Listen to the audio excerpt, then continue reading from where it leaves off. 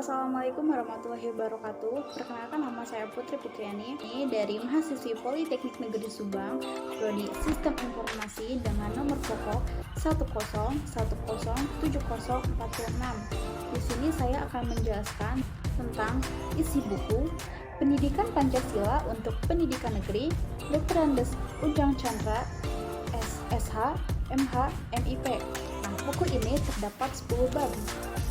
Bab yang pertama tentang orientasi terhadap pendidikan Pancasila. Yang pertama ada pesan dan tujuan pendidikan Pancasila. Yang kedua ada rumusan Pancasila. Yang terakhir ada tujuan mempelajari Pancasila.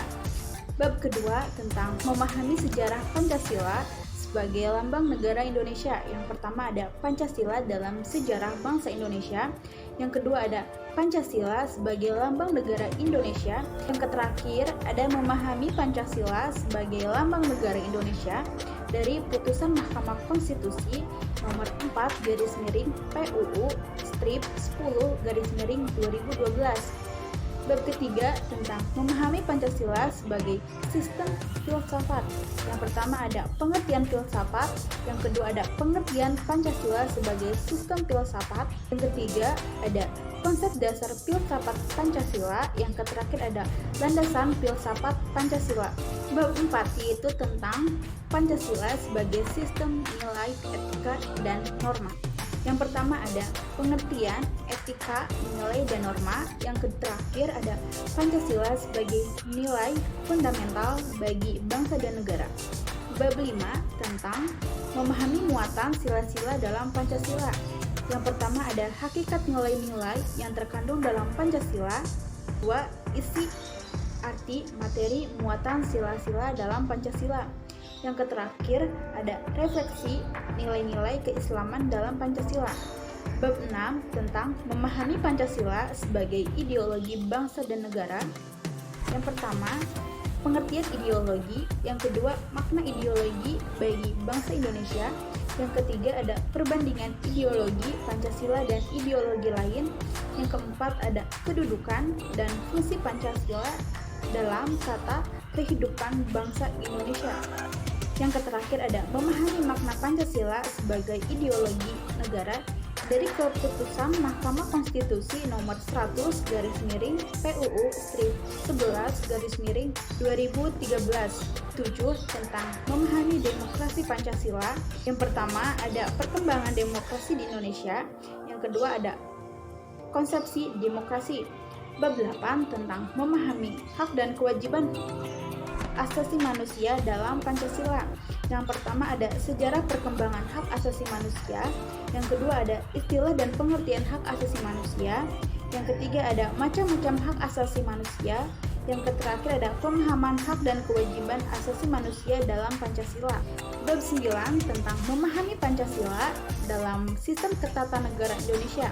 Yang pertama ada isi arti Pancasila dalam pembukaan Undang-Undang Dasar 1945.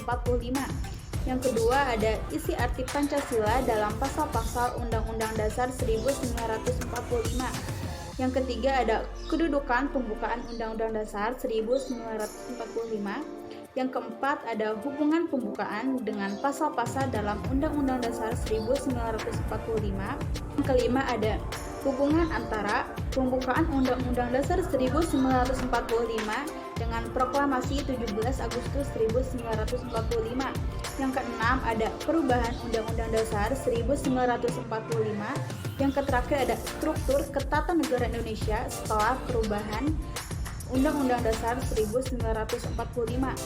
Bab ke-10 tentang refleksi Pancasila sebagai paradigma reformasi dalam kehidupan bermasyarakat, berbangsa, dan bernegara. Yang pertama ada pengertian paradigma. Yang kedua ada Pancasila sebagai paradigma pembangunan. Yang ketiga ada Pancasila sebagai paradigma reformasi. Yang keempat ada Pancasila dalam paradigma kehidupan kampus.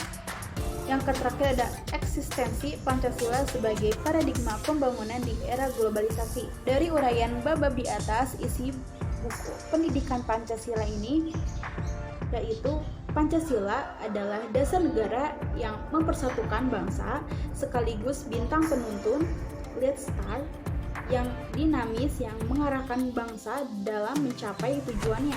Dalam posisi seperti ini, Pancasila merupakan sumber jati diri, kepribadian, moralitas, dan haluan keselamatan bangsa. Oleh karena itu, pendidikan Pancasila sangat penting diajarkan agar setiap insan Indonesia dapat memahami nilai, filsafat, hingga tujuan kita bernegara dan berbangsa. Buku ini berbicara mengenai pendidikan Pancasila terdiri dari sejumlah pembahasan. Pembahasan pertama di buku ini dibuka dengan pembahasan tentang orientasi terhadap pendidikan Pancasila. Kemudian disusul dengan pembahasan tentang memahami sejarah Pancasila sebagai lambang negara Indonesia, Pancasila sebagai sistem filsafat, dan Pancasila sebagai sistem nilai, etika, dan norma. Berikutnya dibahas tentang muatan sila-sila dalam Pancasila, Pancasila sebagai ideologi bangsa dan bernegara, dan demokrasi Pancasila. Selanjutnya dibahas ihwal hak dan kewajiban asasi manusia dalam Pancasila dan Pancasila dalam ketatanegaraan Indonesia. Sebagai penutup, disajikan refleksi Pancasila sebagai paradigma reformasi dalam kehidupan bermasyarakat, berbangsa, dan bernegara. Demikian resume buku ini saya buat untuk mata kuliah Pendidikan Pancasila. Terima kasih. Wassalamualaikum warahmatullahi wabarakatuh.